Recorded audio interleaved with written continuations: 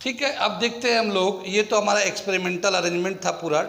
इसको करने के बाद अब देखते हैं कि फोटो इलेक्ट्रिक इफेक्ट पे किन किन पैरामीटर का इफेक्ट होता है। ठीक है, तो कौन कौन से पैरामीटर है जो फोटो इलेक्ट्रिक इफेक्ट को इफेक्ट करता है। सबसे पहले लेते हैं हम लोग intensity of light affecting on photo electric effect. क्या होता है इंटेंसिटी और क्या होता है इसका इफेक्ट, वो देखने जा रहे हैं। आगे चले हम लोग। इंटेंसिटी का मतलब होता है number of photons falling on the surface at a moment of time, at a particular moment of time. एक पर्टिकुलर मोमेंट ऑफ टाइम पे कितना फोटोन इस पे पड़ रहा है, वही उसका इंटेंसिटी कहलाता है। कितनी बात समझ में।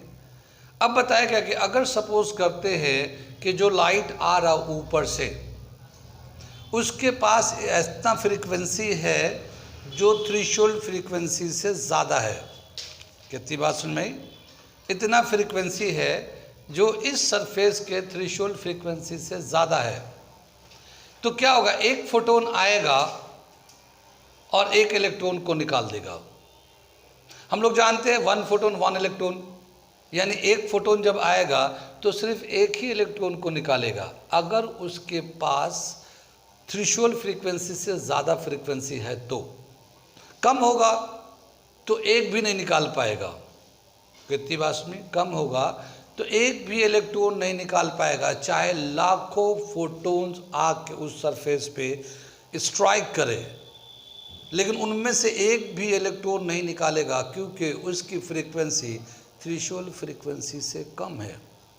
लेकिन अगर एक फोटोन का एनर्जी या फ्रीक्वेंसी थ्रेशोल्ड फ्रीक्वेंसी से ज़्यादा है तो एक ही फोटोन आएगा और एक इलेक्ट्रॉन को निकाल देगा। निकालने के बाद बाकी जो एनर्जी होगा उसकी काइनेटिक एनर्जी हो जाएगा।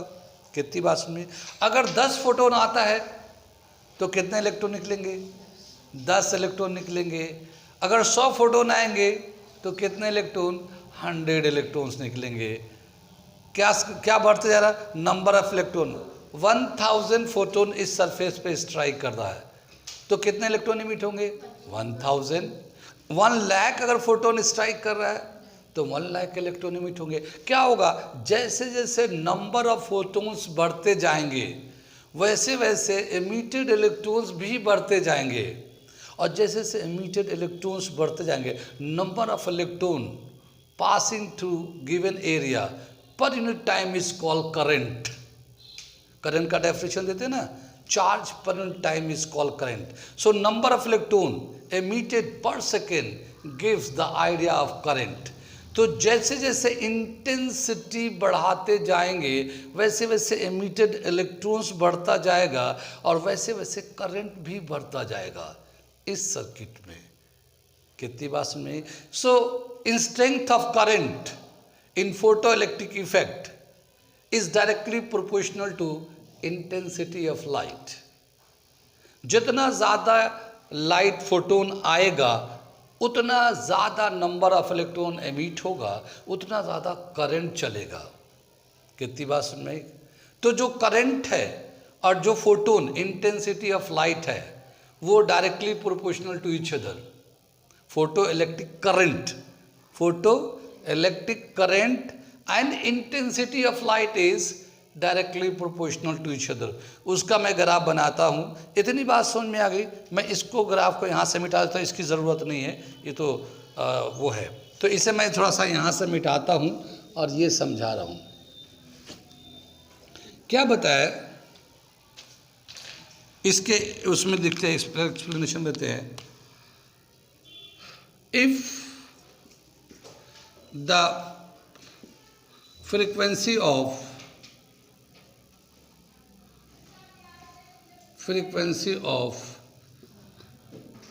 incident photon is greater than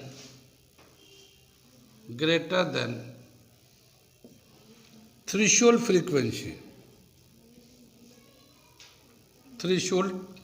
frequency, the electron emitted the electron emitted from the cathode, from the cathode, ठीक है.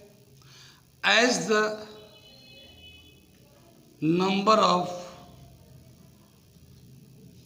photons increases,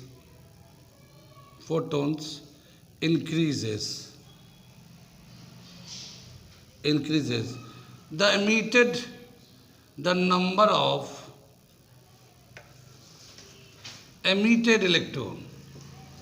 emitted electrons is increases, ठीक है. और intensity of light is directly proportional to current. Intensity is directly proportional to photoelectric current. दिख रहा है ना? ठीक है. Intensity is directly proportional to photoelectric current. जैसे जैसे इसका इंटेंसिटी बढ़ता जाएगा वैसे वैसे उसका करंट भी बढ़ता जाएगा. इसका अगर हम लोग ग्राफ बनाते हैं तो इसे मैं मिटाता हूँ, ये यहाँ पे.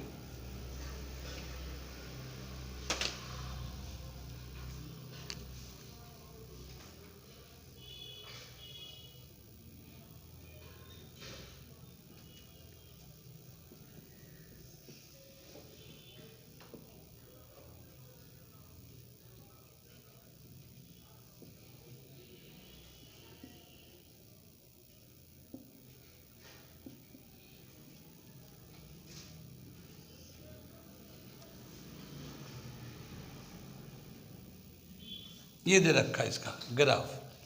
क्या दे रखा है इसमें कि जैसे जैसे इंटेंसिटी बढ़ता जाएगा वैसे फोटो इलेक्ट्रिक करंट बढ़ता जाएगा. ये इसका ग्राफ होता है. पहला इफेक्ट हो गया ये. कितनी बात सुन में इसे. मैं ज़रा सा इंटेंसिटी को बताता हूँ, इंटेंसिटी को डिफाइन करता हूँ यहाँ पे. तो इसे मैं मिटाता हूँ. ये तो ग्राफ बना ही दिया.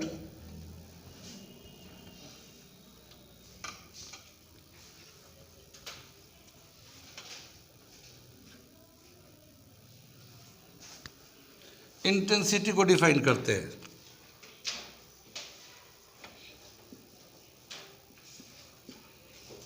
Intensity number of photons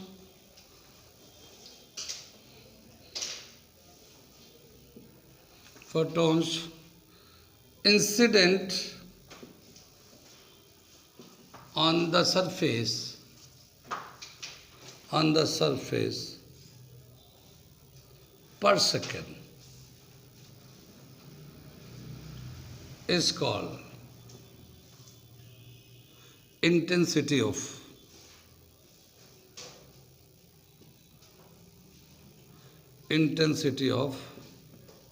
light. The strength of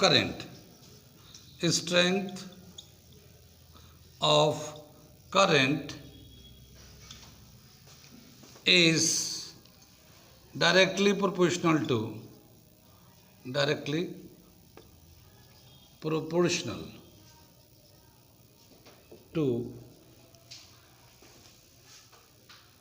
intensity of light. ठीक है ना. इंटेंसिटी ऑफ लाइट पे डिपेंड करेगा, डायरेक्टली प्रोपोर्शनल. आगे क्या बताया, एक और चीज़ इसमें बताते हैं हम. ये ग्राफ बना लिया आप लोग. यहाँ पे जो है जो ये रिलेशन है h nu is equal to h nu not plus half mv². ठीक है. क्या बताया कि जो फोटोन यहाँ से आ रहा होगा उसकी एनर्जी कितना है, एच न्यू है. उसकी एनर्जी एच न्यू है, ये वाली एनर्जी है। जिस सरफेस पे पड़ेगा वो इतना एनर्जी को ले लेगा, ठीक है।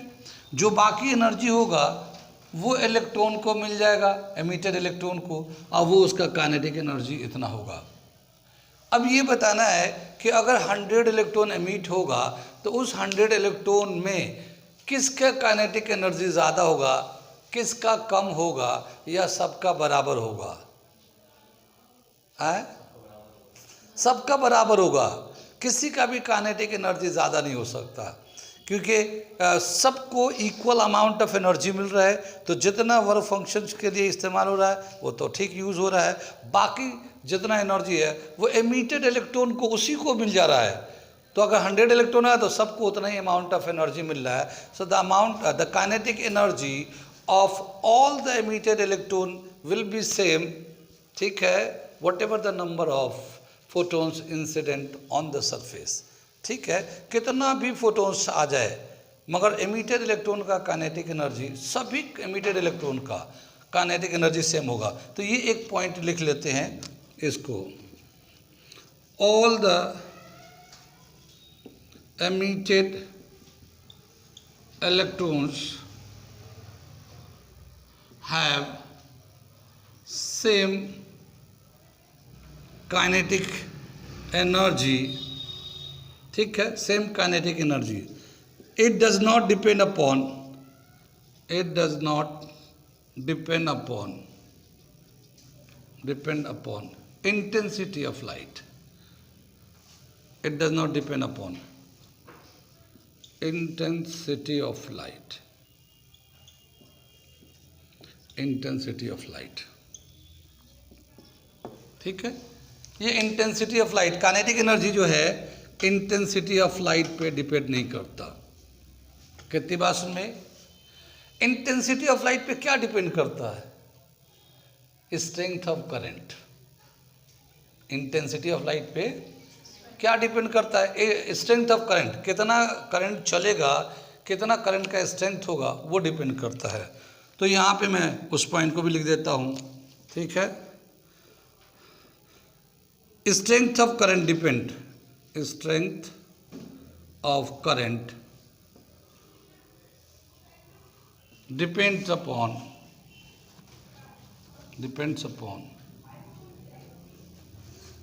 intensity of light,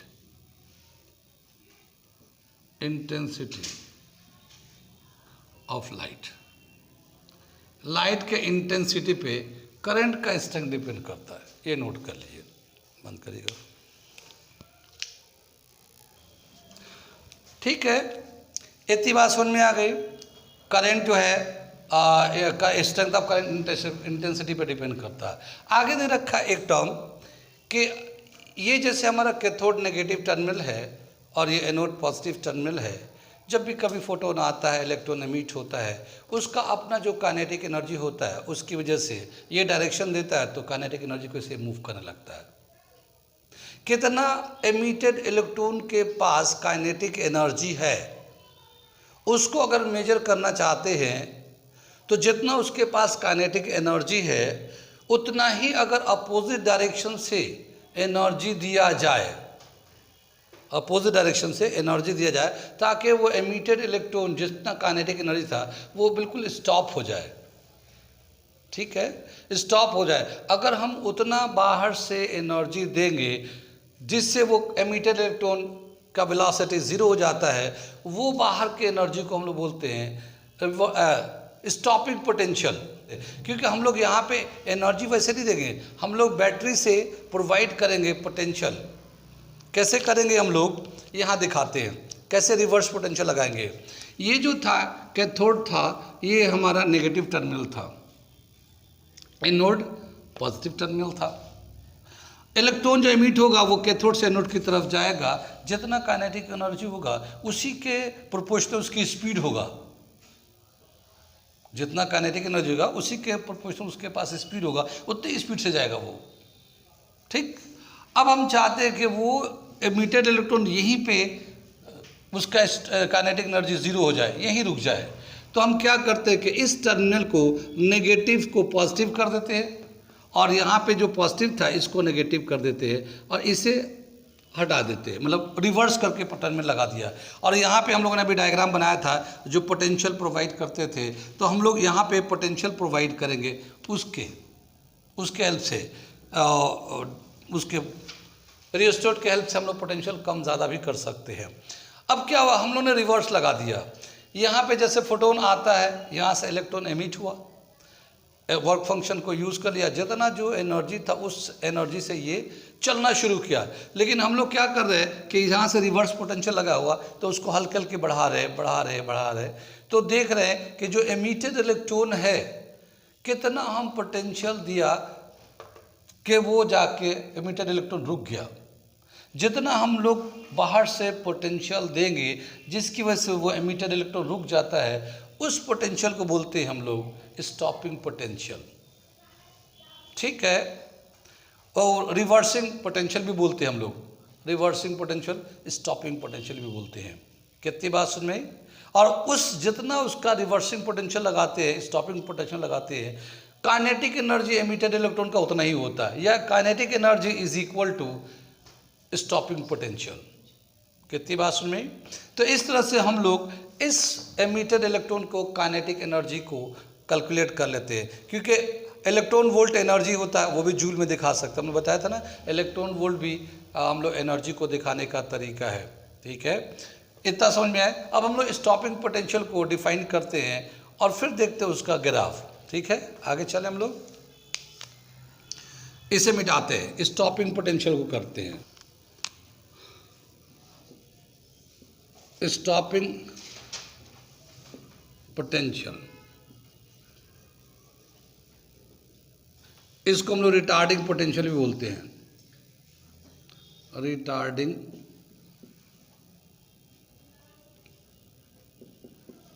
पोटेंशियल भी बोलते हैं, ठीक है। कैसे डिफाइन करते हैं, when a photon incident on the surface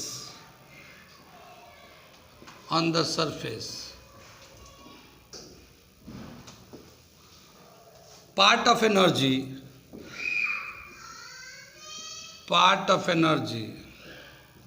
used to emit the electron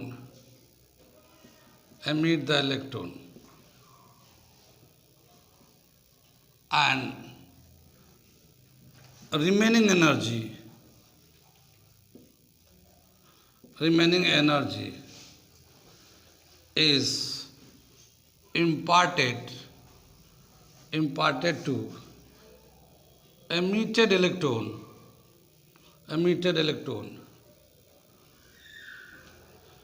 in the form of kinetic energy. To stop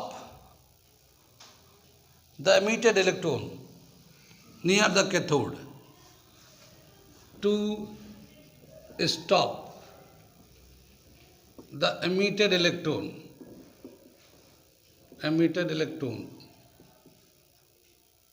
near the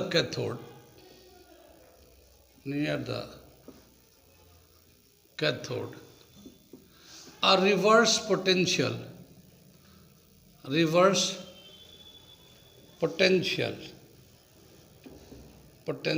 is applied, ठीक है। The magnitude of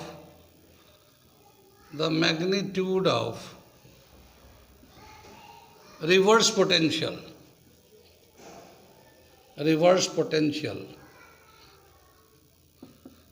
required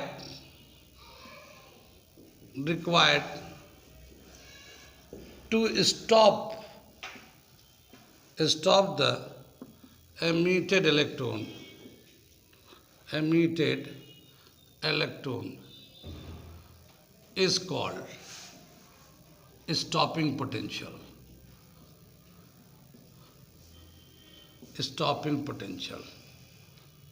ठीक है ना।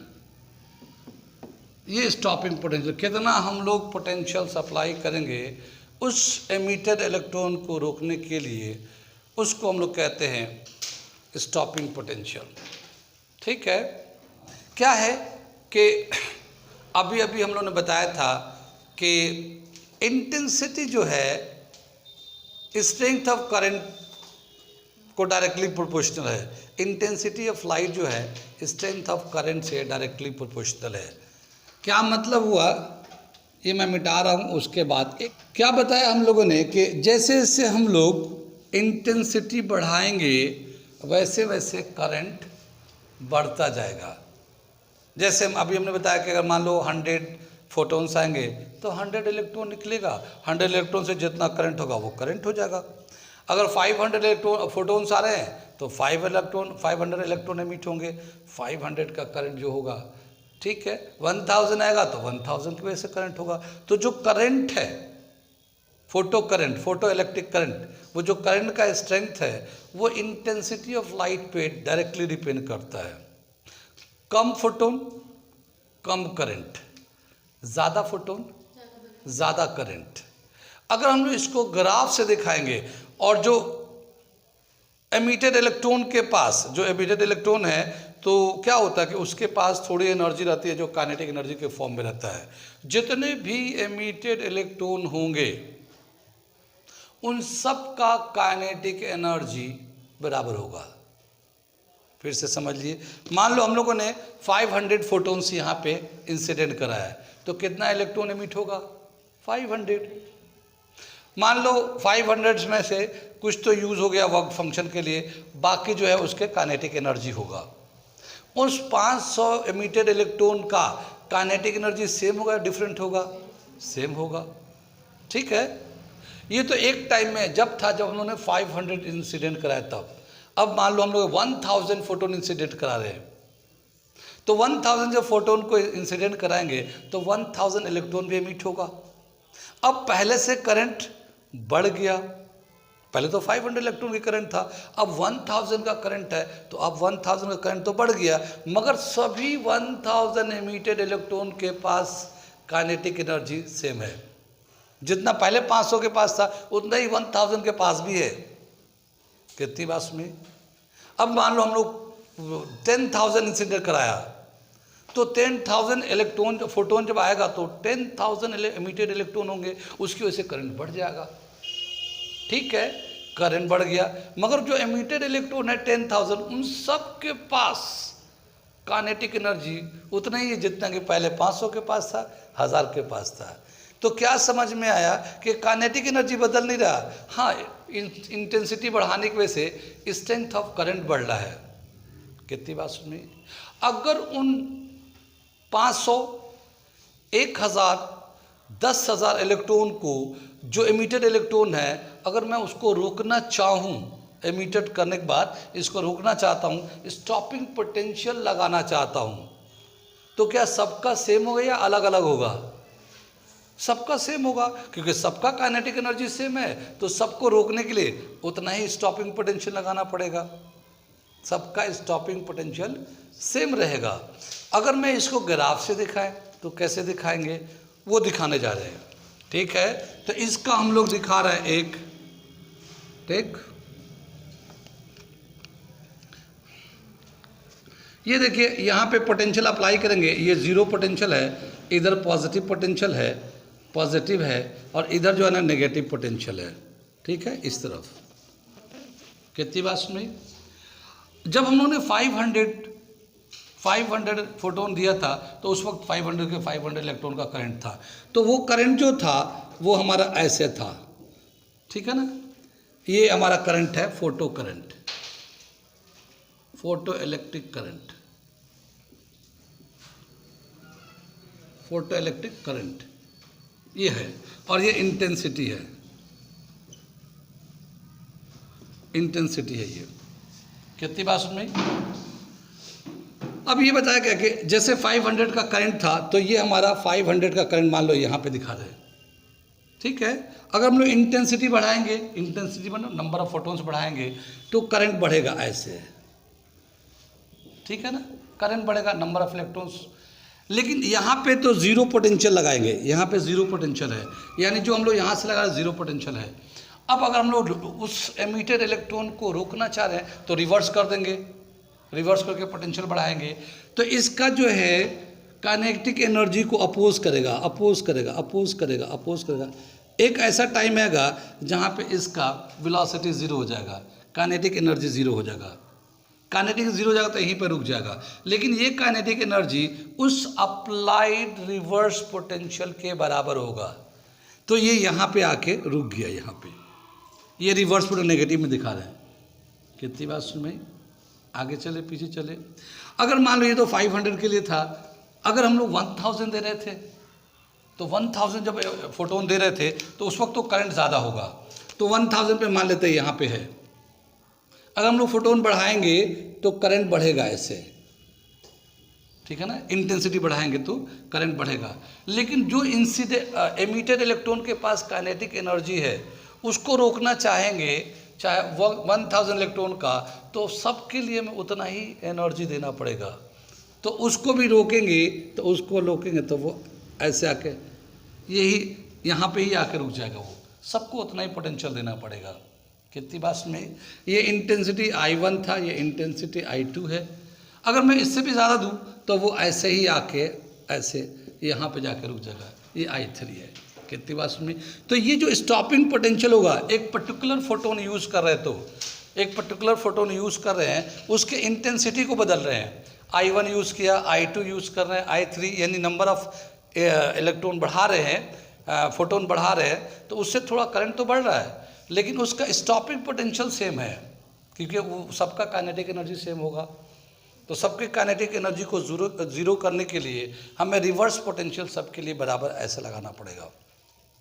ये एक ग्राफ दे रखा और ये बता रहा है कि जो रिवर्स पोटेंशियल होता है वो सबके काइनेटिक एनर्जी को ज़ीरो करते हैं, और वो जो काइनेटिक एनर्जी को ज़ीरो करना होता है तो उसके लिए सबका बराबर चूँकि काइनेटिक एनर्जी है तो सबका रिवर्स पोटेंशियल भी सेम आता है। कितनी बात में, यहाँ तक समझ में आया। यहाँ से हम लोग नेक्स्ट क्लास में कंटिन्यू करेंगे।